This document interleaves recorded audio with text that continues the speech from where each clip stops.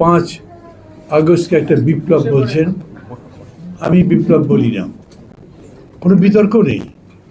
মানে বিপ্লব হবে সেরকম বিষয় যেটা একটা গুণগত রূপান্তর করে, অবশ্যম্ভাবী রূপে। বস্তুর বা বিষয়ের গুণগত পরিবর্তন না হলে সেটা বৈপ্লবিক পরিবর্তন নয়। তাছাড়া উনি যেরকম করে আলোচনাটা শুরু করলেন, শুরু থেকে শেষ পর্যন্ত অনেকগুলো গুরুত্বপূর্ণ কথা বলেছেন, যা আগে আমি কারো কাছে এরকম করে শুনিনি। শেখ মুজিবুর রহমান প্রশাসক হিসেবে ভালো ছিলেন আমি কখনোই মনে করতাম না, আর মনে করবার মতো কোনো কারণই তো ছিল না। কিন্তু কোথায় কোথায় কীরকম করে তিনি ভুল করেছেন, এগুলো উনি ওনার পেশাদারিত্বের জায়গা থেকে যেভাবে বললেন, এটা আমাদের সংস্কারের জন্য তো দরকার। ঠিক এরকম করে ধারাবাহিকভাবে যদি যান, তাহলে জিয়া রহমান সাহেব কি ভুল করেছেন, বেগম জিয়া কি ভুল করেছেন জানা দরকার। শেখ হাসিনাটা জানা দরকার আছে। আমি মনে করি যে চোরের কাছে আবার কি জানবেন, ভালো মানুষ দু একটা ভুল করেছে সেটা জানার দরকার, অথবা খুবই গড়পড়তা মানুষ হলে সেটা জানা দরকার। যাই হোক, যেহেতু সময় খুব নেই, আমি ফোকাসড হতে চাই। এজেন্ডা যেটা করেছেন সেই এজেন্ডার উপরেই কথা বলবো আমি, এবং এই এজেন্ডার আবার ক্লুটা ভালো করে বুঝিনি। আমাকে যে দুটো পেপার দেওয়া হয়েছে, এটার কোনটা আপনাদের অফিসিয়াল বক্তব্য সেটা মানে এটা পড়ে আমি বুঝতে পারিনি। তাহলে আমি প্রথমে যদি জিজ্ঞেস করি, সংস্কার শব্দ নিয়ে আমরা কি বুঝি? সংস্কার এতই একটা বিশাল ব্যাপার, এটা মহাকাব্যের মতো, মহাসমুদ্রের মতো। আপনি দেশের সংস্কার করতে চান মানে কি? বাংলাদেশকে আমেরিকান লেভেলে নিতে চান? বাংলাদেশকে একটা স্বর্গরাজ্য বানাতে চান? বাংলাদেশকে খুবই ভালোবাসার জায়গা বানাতে চান? মানে বাংলাদেশকে গুণগতভাবে যত উন্নত জায়গায় নেওয়া যায় তাই চাই তো। তো সেরকম সংস্কারের স্বপ্ন তো আমাদের সবসময় আছে। আমরা যখন যুদ্ধ করেছি স্বাধীনতার, তখন আমাদের চোখে কি স্বপ্ন ছিল? সোনার বাংলা গড়ব, সুজলা সুফলা শস্য শ্যামলা সোনার বাংলা, গোলা ভরা ধান, গোয়াল ভরা গরু, পুকুর ভরা মাছ। কিছুই তো হয়নি।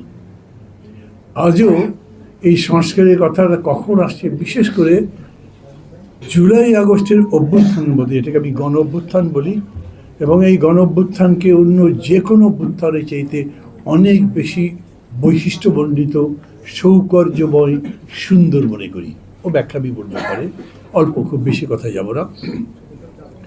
এই অভ্যুত্থানটা যখন হয়, তখন অভ্যুত্থানের মধ্যে কতগুলো জিনিস এরকম করে দেখা গেছে, যাতে ওই যে কবিতা মনে পড়ে, সাবাস বাংলাদেশ, এ পৃথিবী অবাক তাকিয়ে রয়। সবাই শুনেছেন না, শেখ হাসিনা ক্ষমতায় থাকবেনই, ছাড়বেন না। আর্মির চিফকে ডেকে বলেন, দেদার গুলি করতে থাকো, কত লোক পরে কেয়ার করি না, আমি ক্ষমতায় থাকতে চাই।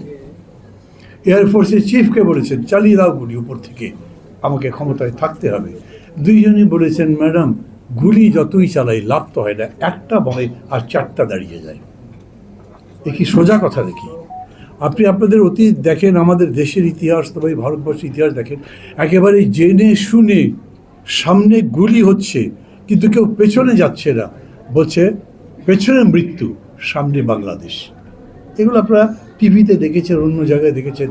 এত বড় চেতনার উদ্বেশ আমি অন্তত আমার বুদ্ধি বয়সে, আমি লেখাপড়াও যা করেছি, যতটুকু আন্দোলন সম্পর্কে, এই রকম চেতনা আমি দেখিনি কোথাও। এই চেতনাটা কোত্থেকে আসে? একটা হচ্ছে সম্পূর্ণভাবে জীবনের প্রতি বিতৃষ্ট হয়ে গেছে, বীতশ্রদ্ধ হয়ে গেছে, এই জীবন চাই না। যেরকম উগান্ডার ছেলেরা বলেছে, আপোষ করতে করতে, নতি স্বীকার করতে করতে আমরা ঘেন্না ধরে গেছে জীবনের প্রতি, এইবার সাহস দেখাতে চাই। এই রকম বাংলাদেশের যুবকরা ওইটা দেখিয়েছে, আমরা এদের সামনে নতি স্বীকার করব না। আমার পাশে রিপন বসে আছেন, আমি আশা করি কিছু মনে করবেন না। দেশের সবচেয়ে বড় দল বিএনপি, এখন তো বটেই, তখনও ছিল, এবং অসাধারণ জনপ্রিয় দল। কিন্তু এত বড় অভ্যুত্থান হলো, যে অভ্যুত্থানে স্বৈরাচার ফ্যাসিবাদের পরিবর্তন হয়ে গেল, সেখানে বিএনপি কিন্তু নেতৃত্বে নেই, তারা সাইড লাইনে চলে গেল।